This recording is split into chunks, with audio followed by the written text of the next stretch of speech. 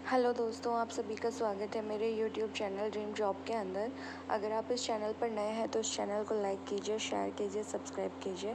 Because इस channel पर आपको हर वैकेंसी से रिलेटेड, चाहे वो बैंकिंग सेक्टर हो, एसएससी हो या किसी स्टेट्स पीसीएस की हो, HTET, CTET, teachers eligibility test या जो असिस्टेंट प्रोफेसर की, हर तरीके की जो वैकेंसी है उसका ऑथेंटिक इन्फॉर्मेशन इस चैनल पर मैं आपको सबसे पहले प्रोवाइड करवाती हूँ। तो आप इस चैनल को लाइक कीजिए, शेयर कीजिए, सब्सक्राइब कीजिए।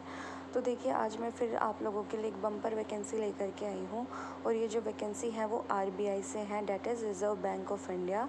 एंड जो ये वैकेंसी है वो बहुत ही अच्छी वैकेंसी है, ग्रेड ए और ग्रेड बी की जो है पोस्ट है ये। एंड इसमें जो सैलरी है वो बहुत ही अच्छी सैलरी होने वाली है। तो आप देख सकते हैं, चलिए देखते हैं कि क्या क्या पोस्ट से क्या क्या सैलरी निकली हुई है। ठीक है, तो हम देखते हैं। सबसे पहले अगर हम बात करें legal officer in grade B की, तो इसमें 5 वैकेंसी हैं। Manager technical civil in grade B, इसमें 6 वैकेंसी है और ये जो ब्रैकेट में वैकेंसी है ये बैकलॉग की है। देन उसके बाद manager technical electrical in grade B, इसमें 4 वैकेंसी है। असिस्टेंट मैनेजर राजभाषा इन ग्रेड ए, इसमें 3 वैकेंसी है।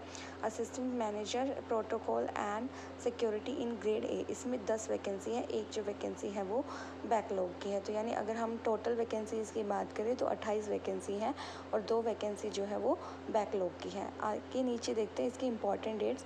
तो सबसे पहले जो ऑनलाइन एप्लीकेशन फॉर्म स्टार्ट होने वाला है वो होने वाला है आपका 11 जुलाई से। 11 जुलाई से इसके फॉर्म भरना स्टार्ट हो जाएंगे। एंड जो लास्ट डेट रहने वाली है वो 31 जुलाई 2025 शाम के 6 बजे तक रहने वाली है। तो आपको बहुत ही टाइम मिला हुआ है। तो आप जो है इसको 20 दिन के टाइम के अंदर आपको फॉर्म फिल करने हैं, ऑनलाइन एप्लीकेशन फॉर्म। जो इसका एग्ज़ाम होने वाला है वो 16 अगस्त को, यानी सैटरडे वाले दिन इसका एग्ज़ाम होगा। ठीक है, तो सभी जो पोस्ट है उनकी पर्टिकुलर जो है टेस्ट स्ट्रक्चर भी इसके अंदर जो है पीडीएफ वगैरह के अंदर दिया हुआ है। तो जो पीडीएफ का लिंक है वो आपको डिस्क्रिप्शन बॉक्स में मिलेगा, तो आप वहाँ पर चेक कर लीजिएगा। ठीक है, ताकि आपका ये पीडीएफ आप खुद से रीड कर सकें।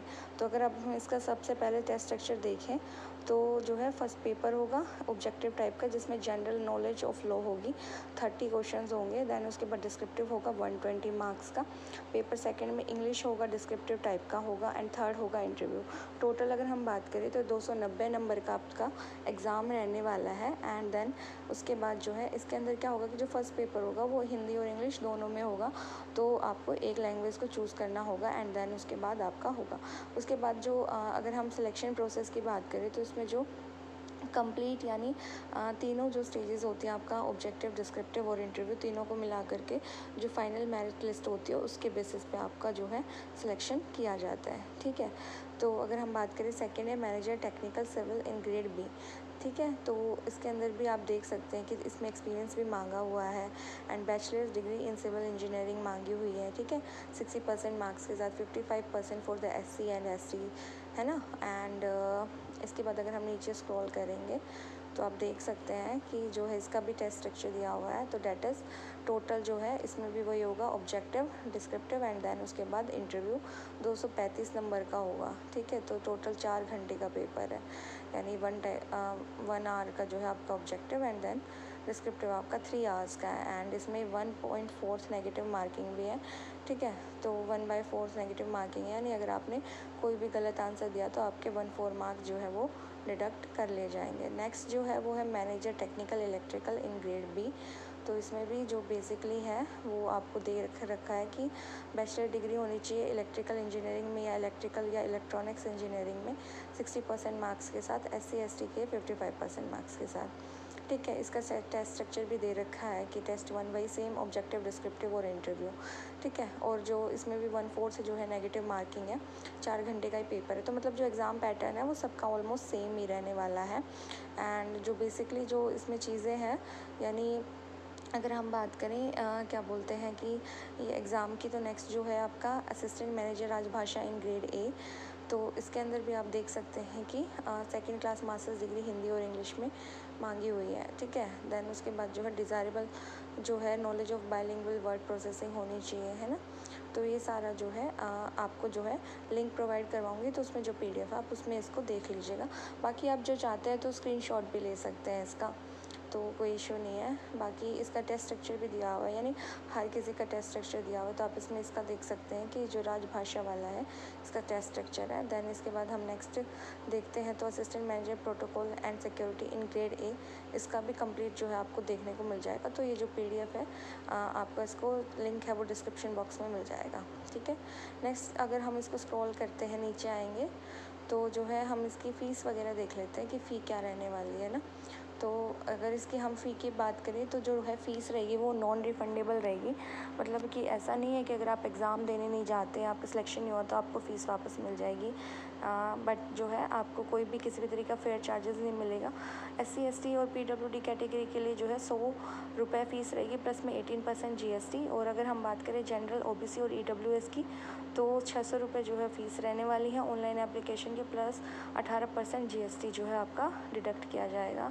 तो ये जो है फ़ीस है ऑनलाइन एप्लीकेशन। बाकी जो स्टाफ मेंबर्स है जो RBI में काम करते हैं तो उनका क्या बोलते कोई भी फ़ीस नहीं है। अगर हम बात करें सैलरी की तो जो ग्रेड A ऑफिसर्स की सैलरी है वो 62,500 रुपये पर मंथ रहने वाली है, और ये इंक्रीज़ भी होगी। इसमें हाउस रेंट अलाउंस वगैरह होता है, मेडिकल वगैरह बहुत कुछ मिलता है इसमें, लर्निंग अलाउंसेस होते हैं, स्पेशल ग्रेड अलाउंसेस होते हैं, ठीक है।